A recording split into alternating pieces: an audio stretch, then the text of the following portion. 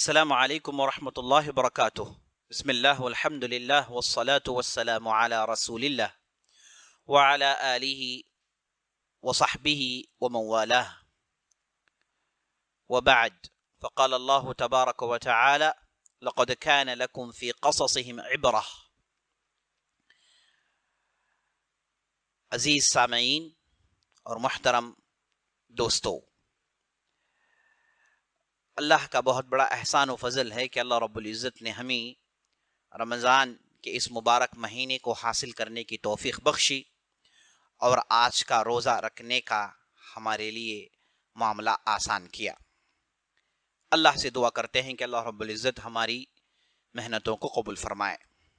جیسا کہ آپ سے وعدہ تھا کہ رمضان کی راتوں میں آپ سے ملاقات ہوگی اور تاریخ پر گفتگو ہوگی، اور زیر بحث جو موضوع ہے وہ ہے ہندوستان کی اسلامی تاریخ۔ ہندوستان کی اسلامی تاریخ۔ آئیے اس موضوع کے متعلق چند باتیں سنتے ہیں۔ عزیز ساتھیوں، ماؤں بہنوں، تاریخ انسان کے لیے جاننا بہت ضروری ہے۔ اگر کوئی آدمی اپنی تاریخ نہیں جانتا، اپنی ہسٹری نہیں جانتا، تو اس کی مثال اس آدمی جیسی ہے جو اپنے والد کا نام نہیں جانتا، اپنے دادا کا نام نہیں جانتا۔ اسی لیے دشمنوں کی ہمیشہ سے یہ کوشش ہوتی ہے کہ لوگوں کو ان کی تاریخ سے کاٹ دیں۔ جب کسی بھی قوم کو ان کی تاریخ سے ان کا تعلق کاٹ دیا جاتا ہے تو وہ بالکل آسانی سے ان پر غلبہ حاصل کر سکتے ہیں، کیونکہ جو قوم اپنی تاریخ نہیں جانتی، اپنی تاریخ، اپنے آبا و اجداد کے کارنامے نہیں جانتی، وہ قوم کو برباد کرنا بہت آسان ہے۔ اسی لیے ہم دیکھتے ہیں کہ اللہ رب العزت نے قرآن کے اندر جہاں عقائد کی بات کی، ایمان کی بات کی، اسلام کی بات کی، احکامات سنائے، وہاں اللہ رب العزت نے انبیاء علیہم السلام اور نیک صالحین کے قصے اور واقعات بھی اللہ نے سنائے، اور برے لوگوں کے بھی واقعات اللہ نے سنائے۔ تاریخ دہرائی، تاریخ کا پاٹ پڑھایا، تاکہ قرآن پڑھنے والے قیامت تک یہ جان رکھیں کہ یہ وہ لوگ تھے جن کے ساتھ یہ ہوا جب انہوں نے یہ کیا۔ تو عزیز دوستو، قرآن نے اپنے اندر تاریخ کو داخل کیا تاکہ لوگ اسے پڑھنے والے پڑھتے رہیں اور تاریخ سے، ہسٹری سے ان کا تعلق قائم رہے۔ اور تاریخ جب آدمی پڑھتا ہے تو اس کے اندر ایک جذبہ پیدا ہوتا ہے، اس کے اندر جو ہونہار شخصیت مخفی ہے وہ ابھر کر سامنے آتا ہے۔ وہ جب یہ دیکھتا ہے کہ میرے بڑوں نے یہ کام کیے، انہوں نے یہ کارنامہ انجام دیا ہے، تو کیوں نہ میں کروں؟ وہ بھی تو انسان تھے، میں بھی تو انسان ہوں، اللہ نے انہیں جو انعام و اکرام دیا تھا اللہ نے مجھے بھی دیا ہے، کیوں میں خاموش بیٹھوں؟ تو آدمی کے اندر جذبہ پیدا ہوتا ہے اور وہ اٹھ کر کھڑا ہوتا ہے کچھ کرنے کے لیے۔ تو اسی لیے تاریخ کا پڑھنا بہت ضروری ہے، اور میری کوشش ہمیشہ سے رہی ہے کہ میں تاریخ کے اہم پہلوؤں کو سامنے لاؤں۔ لوگ مجھ سے پوچھتے ہیں کہ آپ فلاں موضوع پر کیوں گفتگو نہیں کرتے؟ تو میں جواب یہ دیتا ہوں کہ یہ ایسے موضوعات ہیں جس پر لوگوں نے کثرت سے گفتگو کر لیا ہے، گفتگو کرنے کے لیے کوئی چیز باقی ہے ہی نہیں، لیکن ایک گوشہ، ایک پہلو جو ہمیشہ سے اس پر پردہ پڑا ہوا ہے اور لوگ اس کے تعلق سے بہت کم جانتے ہیں، اور وہ پہلو ہے عزیز دوستو تاریخ کا پہلو۔ تو میری ہمیشہ سے کوشش ہوتی ہے کہ میں تاریخ کے اہم اشخاص آپ کے سامنے لاؤں، اہم واقعات کو آپ کے سامنے لاؤں، اور اہم باتوں کے آپ کے سامنے لاؤں، تاکہ سننے والا اور کہنے والا اور جو بھی اسے استفادہ کرنا چاہتا ہے وہ بھرپور واقف ہو جائے کہ تاریخ ہم کو کیا سکھاتی ہے۔ تو عزیز دوستو، اسی کوشش کا ایک سلسلہ ہے، ہم اس رمضان میں ہندوستان کی تاریخ سنیں گے۔ ہندوستان کی تاریخ، پوری ہندوستان کی تاریخ نہیں، بلکہ ہندوستان کی تاریخ جس کا تعلق اسلام سے ہے۔ اسی لیے ہم نے موضوع کا انتخاب کیا ہے ہندوستان کی اسلامی تاریخ. ہندوستان کی اسلامی تاریخ. ہندوستان، اسلامی اور لفظ تاریخ. لفظ تاریخ کے تعلق سے میں نے چند باتیں آپ کے سامنے پیش کر دی. یہ بتایا کہ تاریخ کا جاننا بہت ضروری ہے. اور تاریخ کیا ہے؟ ہسٹری کسے کہتے ہیں؟ ہسٹری ہر وہ چیز کو کہتے ہیں جو گزر گئی ہے. آج کل آنے والوں کے لیے تاریخ ہے. تو انسان ہمیشہ سے تاریخ پڑھتا ہوا آ رہا ہے تاکہ وہ اس سے پہلے گزرے ہوئے اشخاص کی تجربوں سے استفادہ کرے، ان کے ایکسپیرینس سے گین کرے. کیونکہ انسان اس سے پہلے والوں کی جب تاریخ پڑھتا ہے، 100 سال کی تاریخ پڑھتا ہے، 200 سال کی تاریخ پڑھتا ہے، تو گویا کہ اس کی زندگی میں 100 سال یا پھر 200 سال کا اضافہ ہو گیا ہے. 1000 سال کی تاریخ اس نے اگر پڑھی ہے تو 1000 سال کا تجربہ، 1000 سال کی جو ذہن سازی ہوئی ہے وہ اس کے ایکسپیرینس میں ایڈ ہو گئی، جس سے انسان کم عمر ہونے کے باوجود بڑی سوچ رکھ سکتا ہے. بہرحال یہ چند باتیں تاریخ کی تھی، میں نے پہلے بھی اس کے تعلق سے عرض کر دیا. ہندوستان، لفظ ہندوستان عزیز دوستو یہ ہندو کے لفظ سے نکلا ہے.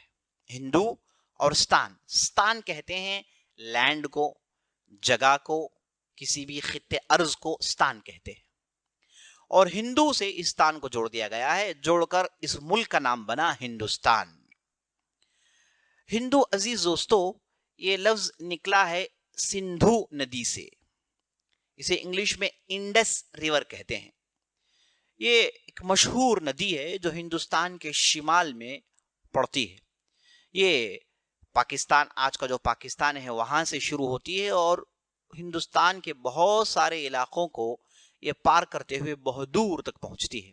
لگ بھگ 1100 میل سے بھی زیادہ دور یہ ندی چلتی ہے. تو اس ندی کے آس پاس قدیم ہندوستان میں آبادی ہوئی، لوگ آ کر رہنا شروع کیے. تو اس ندی کے آس پاس جو بھی لوگ رہتے تھے انہیں سندھو ندی والے کہا جاتا تھا. تو یہاں پر جو ندی کے آس پاس جو آبادیاں ہوئیں یہ کوئی 1 2 یا 3 آبادیاں نہیں تھی، بلکہ ڈھیر سارے لوگ، بستیاں بن چکی تھی، بڑی تعداد میں بستیاں بن چکی تھی اور بہت بڑی تعداد میں لوگ رہنے لگے ہندوستان کے شمال میں اور ہندوستان کے جنوب میں. تو یہ جو قوم یہاں پر آباد ہوئی اس قوم کو سندھو کہا گیا. اور جب باہر کے لوگ جب آئے انہوں نے سندھو کے سین کو حذف کیا اور انہوں نے ہندو کہا، اور یہاں کے لوگ جو رہتے ہیں انہیں ہندو کہا گیا. یہ ہے ہندوستان کے لفظ کی تحقیق. یہاں سے لفظ ہندو استعمال ہوا اور لفظ ہندو اصل میں جیسے میں نے آپ کو بتایا یہ باہر کے لوگوں کا دیا ہوا لفظ ہے. یہ فورن لفظ، خود فورن ہے. یہاں پر جو لوگ رہتے تھے وہ اپنے آپ کو نہ وہ ہندو کہتے تھے بلکہ ان کے تہذیب کا کوئی خاص نام نہیں تھا. وہ اس ندی کے آس پاس رہتے تھے، ان کی بستیاں آباد تھی، بس اتنا ہی ہوتا تھا. اچھا، یہ قوم جو یہاں پر بسی یہ کون سی قوم تھی؟ اس قوم کا کیا نام تھا؟ جب ہم تاریخ پڑھتے ہیں تو ہم کو پتا چلتا ہے کہ یہ قوم بہت قدیم زمانے سے یہاں پر رہتی تھی. ہو سکتا ہے کہ یہ قوم سٹون ایج سے ہو، پتھر کے زمانے سے ہو، یا پھر اس کے بعد پتل کے زمانے سے ہو، اس کے بعد لوہے کے زمانے سے ہو. جو بھی زمانے بیان کیے جاتے ہیں ہو سکتا ہے کہ اس زمانے سے یہ لوگ یہاں پر رہتے ہوں، اللہ بہتر جانتا ہے. لیکن انہیں آگے چل کر یہی قوم کو ایک نام دیا گیا تاریخ کی کتابوں میں، اور مورخین نے اسی قوم کو دراوڑی قوم کہتے ہیں. اسی قوم کو دراوڑی قوم کہتے ہیں. یہ قوم ہندوستان کے اصل باشندے ہیں، یہی اصل قوم تھے جو یہاں پر رہا کرتے تھے. تو یہ قوم یہاں بسی جو یہاں کی تھی. ایک قوم کے درمیان ایک دوسری قوم آئی جو آ کر انہیں تتر بتر کر دیتی ہے. یہ تاریخ انشاءاللہ آپ کے سامنے آئے گی. تو یہ جو ہے ہندوستان کے لفظ کی تحقیق ہے. اور اسلامی، ہم لفظ اسلامی پر زور دیتے ہیں کیونکہ ہم پورے ہندوستان کی تاریخ پڑھنے والے نہیں ہیں. ہندوستان میں اسلام آنے سے پہلے ڈھیر سارے واقعات پیش آئے. ہندوستان میں اسلام آنے سے پہلے بہت ساری ملکیں اور بہت ساری بستیاں، بہت سارے آبادیاں یہاں ہوا کرتی تھی جو ہمارے موضوع سے خارج ہیں. ہم چاہتے یہ ہیں کہ ہم جانیں کہ ہندوستان میں اسلام آنے کے بعد کیا کیا تبدیلیاں آئیں اور اسلام نے ہندوستان کو کیا دیا اور مسلمانوں نے ہندوستان میں کیسے حکومت کی، وہ کون لوگ تھے جنہوں نے حکومت کی، وہ کون اہم اشخاص تھے جن کی حکومت یہاں پر ہوا کرتی تھی، وہ کون لوگ تھے. یہ جو تفصیل ہے یہ انشاءاللہ میں آپ کے سامنے پیش کرنے کی کوشش کروں گا سلسلے وار سیریز کے شکل میں یہ پورے رمضان کے مہینے میں. اللہ سے ہم دعا کرتے ہیں کہ اللہ رب العزت ہماری محنتوں کو قبول فرمائے. تو یہ جو اسلامی تاریخ ہے اس پر ہمارا زور ہے. تو ہندوستان کی اسلامی تاریخ یہ ہے ہمارے موضوع کے اندر جس پر ہم گفتگو کرنے والے ہیں. تو چلیے ہم مختصر یہ دیکھ لیتے ہیں کہ ہندوستان میں یہ پہلے کون سی قومیں رہا کرتی تھی. مسلمان آنے سے پہلے ہندوستان میں کون سی قومیں رہا کرتی تھی. آپ نے ایک دراوڑی قوم کے تعلق سے سن لیا. یہ دراوڑی قوم شمالی ہندوستان میں بھی رہتی تھی. جب ان کے آبادیاں بڑھی تو یہ نرمدا ندی ہے جو شمال اور جنوب ہندوستان کے شمال اور جنوب ہندوستان کے نارتھ اور ساؤتھ کو ڈسکنیکٹ کرتی ہے. تو اس کے اس پار بھی لوگ آباد ہوئے. تو پورے ہندوستان میں یہی لوگ رہا کرتے تھے. ان کے رنگ کے تعلق سے کہتے ہیں مورخین کہ یہ ان کے رنگ کالے ہوا کرتے تھے اور ان کی ناک چپٹی ہوا کرتی تھی اور اس کے بعد کافی محنتی تھے، جفاکش لوگ تھے. انہیں تجارت اچھی طریقے سے آتی تھی اور کپڑے بھوننا کپڑے سینا یہ ان کے لیے بہت آسان کام تھا. اور کاشتکاری میں ایگریکلچر میں بہت آگے بڑھے ہوئے تھے. انہیں ہر وہ ہنر معلوم تھے جس کے ذریعے سے زمین میں جتنے بھی پودے اور جتنے بھی دھان غلہ سبزی جو بھی اگتا تھا اس کا طریقہ یہ بہتر انداز سے جانتے تھے. اب یہ لوگ اس ملک میں رہا کرتے تھے، یہاں سے فائدہ اٹھاتے تھے. اب ان کے درمیان کوئی بادشاہ نہیں ہوا کرتا تھا. تاریخ سے ہم کو یہی بات معلوم ہوتی ہے کہ ان کے درمیان کوئی بادشاہ نہیں ہوا کرتا تھا. ان کے یہاں قبائل کا نظام تھا. قبائل کے سردار ہوتے تھے اور وہ سردار ان پر حکومت کرتے تھے. اور یہ کس کی عبادت کرتے تھے اس تعلق سے بھی وضاحت نہیں ہے. یہ بات معلوم ہوتی ہے کہ یہ ان کے آبا و اجداد کی روحوں کو مقدس مانتے تھے. ہو سکتا ہے کہ ان کی عبادت کرتے رہو. اب ہم تاریخ مزید پڑھتے ہیں تو ہم کو معلوم ہوتا ہے کہ ایک مشہور ایک سیولائزیشن تھا جسے موہنجداڑو اور ہڑپا سیولائزیشن کہتے ہیں. یہ سیولائزیشن انہی کے زمانے میں ہوا. اب یہ سیولائزیشن میں جو رہنے والے تھے یہ بھی دراوڑی تھے، یہی قول راجح محسوس ہو رہا ہے. یہ آریہ آنے سے پہلے یہ تہذیب موجود تھی. موہنجداڑو اور ہڑپا کی تہذیب آپ اٹھا کر پڑھیں گے تو اتنی تفصیل اس کے اندر موجود ہے اور بڑا تعجب ہوتا ہے کہ یہ کیسے انہوں نے اپنی بستیوں کو بنایا. لگ بھگ ان کی جو بستیاں تھیں 600 سے زیادہ بڑی بڑی بستیاں تھیں اور بہترین بستیاں تھیں اور بہترین سسٹم تھا. یہاں تک کہتے ہیں کہ ڈرینیج سسٹم بھی ہوا کرتا تھا اور پانی پہنچانے کا بہترین سسٹم ان کے پاس ہوا کرتا تھا. اور ان میں سے کوئی آدمی اپنے گھر میں باتھ روم میں اپنے حمام میں نلکا کھولتا تو پانی پہنچایا جاتا تھا. یعنی اس حد تک ان کا سسٹم موجود تھا. اور چونکہ یہ بستیاں بار بار سیلاب آنے کی وجہ سے متاثر ہوا کرتی تھیں تو سیلاب کو روکنے کے لیے انہوں نے بہترین سسٹم بنایا. تو ہڑپا کے بعد موہنجداڑو آئے. ان کے درمیان بھی کئی سو سال کا فاصلہ ہے. تو یہ ایک زبردست ایک تہذیب ہوا کرتی تھی، ایک زبردست ثقافت ان کی ہوا کرتی تھی. لیکن اچانک تاریخ سے یہ غائب ہو گئے. اچانک ان کی بستیاں اجڑ دی گئیں. اچانک یہ زمین سے ہٹا لیے گئے. آخر ان کے ساتھ ہوا کیا؟ آخر یہ کیسے ختم ہو گئے اس تعلق سے مورخین خاموش ہیں. بعض لوگ کہتے ہیں کہ ان کے یہاں بھیانک زلزلہ آیا تو پوری بستی برباد کر دی گئی. بعض لوگ کہتے ہیں کہ سیلاب کی وجہ سے ان کی بستیاں برباد ہوئی. بعض لوگ کہتے ہیں کہ آندھیاں مسلسل ان کی بستیوں میں آئیں تو ان کی بستیوں کو انہوں نے اکھاڑ دیا. اور بعض لوگ یہ کہتے ہیں کہ یہ جو امن و سکون سے یہاں پر رہا کرتے تھے، بہترین انہوں نے ڈیولپمنٹ اور دوسری چیزوں کو کیا تھا، اچانک ان پر ایک قوم حملہ آور ہوئی اور اس قوم نے انہیں غلام بنانے کی کوشش کی اور اس قوم اور ایک قوم کے درمیان بھیانک لڑائیاں ہوئی اور اس آخرکار یہ لوگ ہار گئے. اور یہ جو قوم باہر سے اچانک حملہ کی اس قوم کو آریہ قوم کہتے ہیں. اس قوم کو آریہ قوم کہتے ہیں. یہ آریہ یہ ہندوستان سے باہر سے یہ لوگ داخل ہوئے. یہ بیرون ہندوستان سے آئے تھے، ہندوستان کے نہیں ہیں. یہ تاریخ ہم کو یہی بتاتی ہے.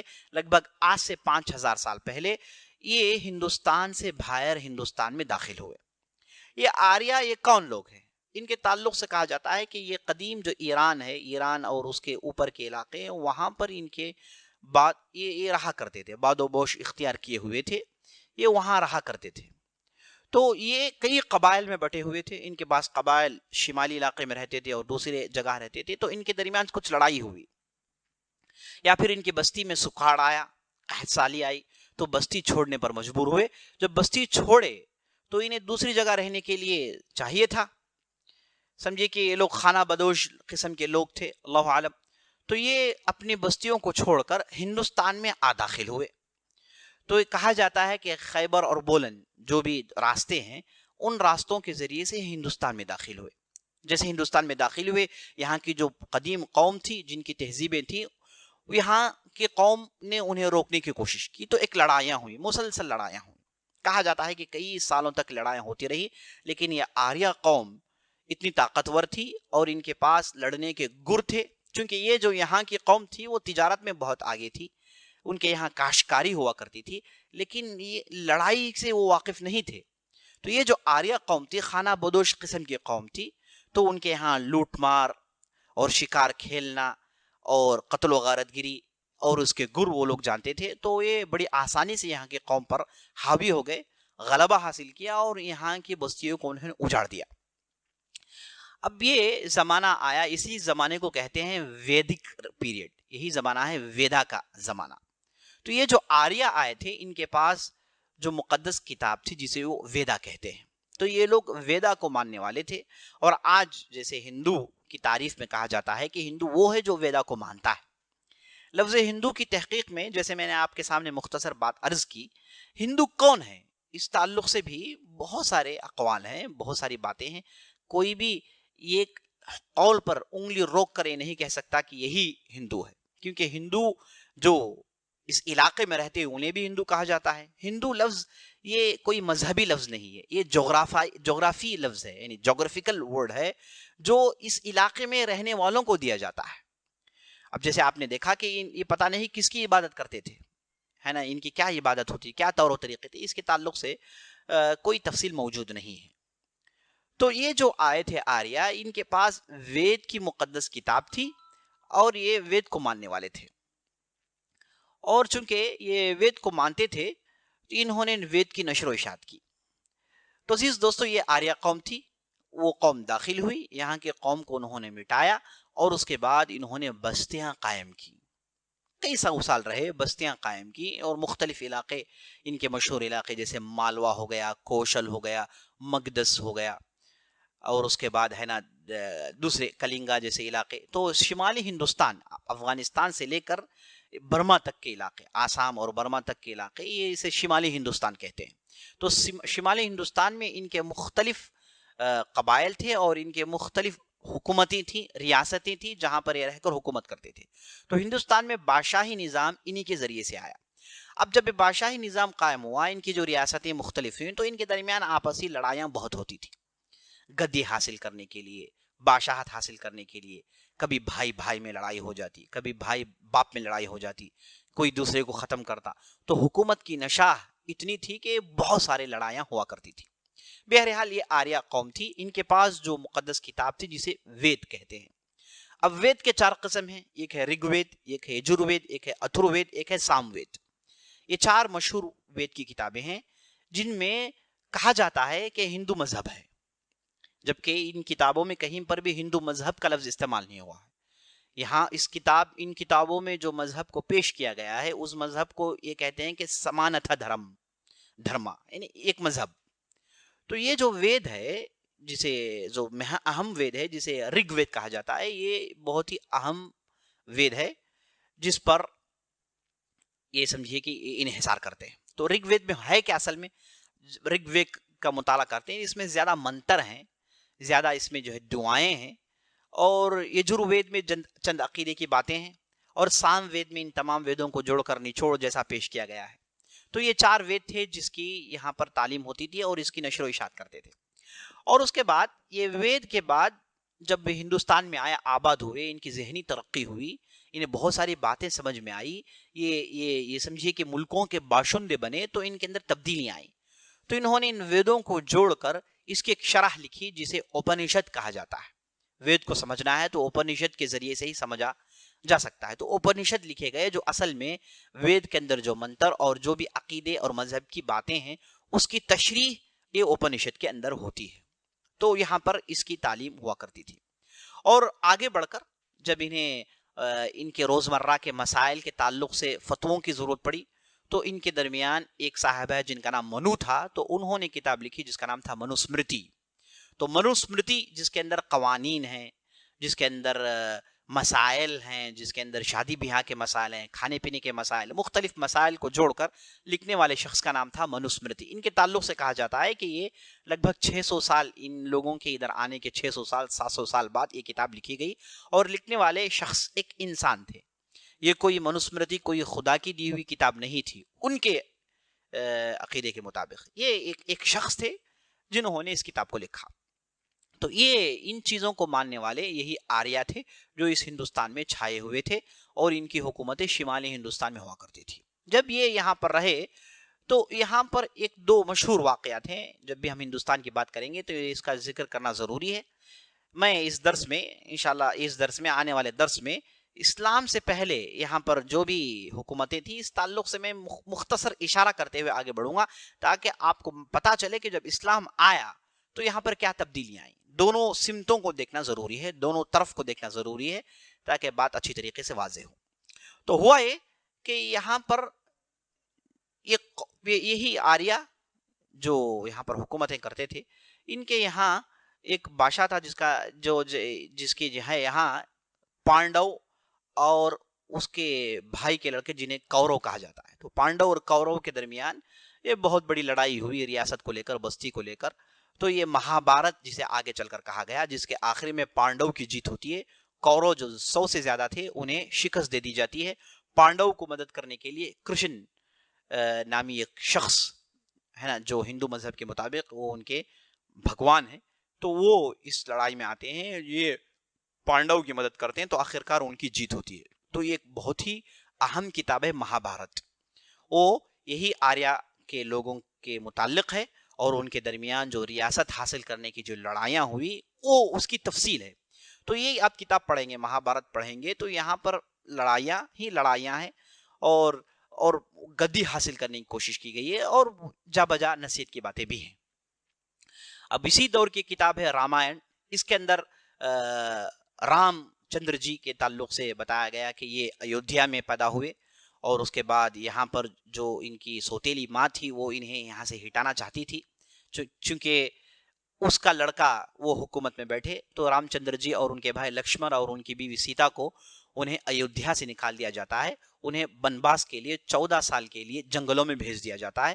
تو جنگلوں میں گھومتے رہے تو وہاں پر ہم جانتے ہیں کہ یہ جو لنکا سے راون جو تھے وہ سیتا کو چک لے جاتے ہیں. پھر رام چندر جی اپنی بیوی کو حاصل کرنے کے لیے ایک لمبی سنگھرش لڑائی لڑتے ہیں اور اس کے بعد کئی سال کے بعد سیتا کو واپس لاتے ہیں تو لنکا کو برباد کیا جاتا ہے. تب جب ہم یہ رامائن پڑھتے ہیں تو پتہ چلتا ہے کہ رام کی مدد کرنے کے لیے مختلف لوگ علاقائی لوگ آئے تو 14 سال کے بعد پھر اپنی گدی کو سنبھالنے کے لیے ایودھیا پہنچ جاتے ہیں. تو یہ رامائن ہے. تو مہابھارت اور رامائن ہندوستان میں اسلام کی آمد سے پہلے یہ اہم واقعات تھے جو کئی 100 سال پہلے پیش آئے.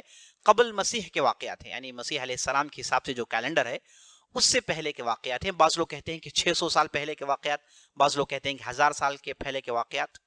لیکن جب ہم ہندو اسکالرز کو پڑھتے ہیں تو وہ ڈیجیٹل نمبر سناتے ہیں. کوئی کہتا ہے کہ 25,000 سال پرانا، کوئی کہتا ہے کہ رام 11,000 سال زندہ رہے. تو بہت ساری باتیں مت ہیں، بہت ساری باتیں حقیقت پر مبنی نہیں ہیں. تو جب ہم تاریخ کی کتابیں پڑھتے ہیں تو ہم کو یہی بات معلوم ہوتی ہے کہ قبل مسیح عیسیٰ علیہ السلام آنے سے پہلے 600-700 سال کے واقعات ہیں. تو یہ جو تھے آریہ، انہوں نے جب اپنا نظام قائم کیا تو انہوں نے ذات پات کے نظام کو بڑی زور و شور سے قائم کیا. ان کے ہاں ذات پات کا نظام ہونا بہت ضروری ہے. تو اونچے طبقے والے جنہیں برہمن کہا جاتا ہے، اس کے بعد شتریاس، اس کے بعد ویشنوا، اس کے بعد جو ہے ویشنواس اور اس کے بعد شودراس. یہ جو چار جو سسٹم ہے، چار جو طبقاتی نظام ہے، کاسٹ ہے، اسے یہ بڑے مضبوطی سے تھامے تھے. یہ شودرا وہ لوگ ہیں جو یہاں ہندوستان کے قدیم باشندے ہیں اور بقیہ یہ چار جن میں برہمن اور شیتریہ اور دوسرے ہیں یہ آریہ تھے جو یہاں پر آ کر بس گئے تھے اور یہاں کے لوگوں کو انہوں نے شودر کہہ دیا، اور یہاں کے لوگوں پر وہ ہمیشہ ظلم کرتے تھے، اور شودر پر جو ظلم ہوا ہندوستان کی تاریخ میں یہ کوئی مخفی چیز نہیں، اسے ہر آدمی جانتا ہے۔ تو یہ ذات پات کا نظام تھا اور یہ تھے آریہ۔ انشاءاللہ آنے والے درس میں ہم اور جو قومیں تھی ہندوستان میں ان کی مختصر کیا تاریخ ہے ہم دیکھنے والے ہیں۔ ہم اللہ سے دعا کرتے ہیں کہ ہم نے جو بھی کہا ہے، جو بھی سنا ہے، اسے جو ہے اچھی طریقے سے سمجھنے اور اس کے بعد ہندوستان کی تاریخ، اسلامی تاریخ کو سمجھنے کی توفیق اللہ ہم تمام کو عطا کرے، آمین یا رب العالمین۔ وصلی اللہ علی نبینا محمد، والسلام علیکم ورحمۃ اللہ وبرکاتہ۔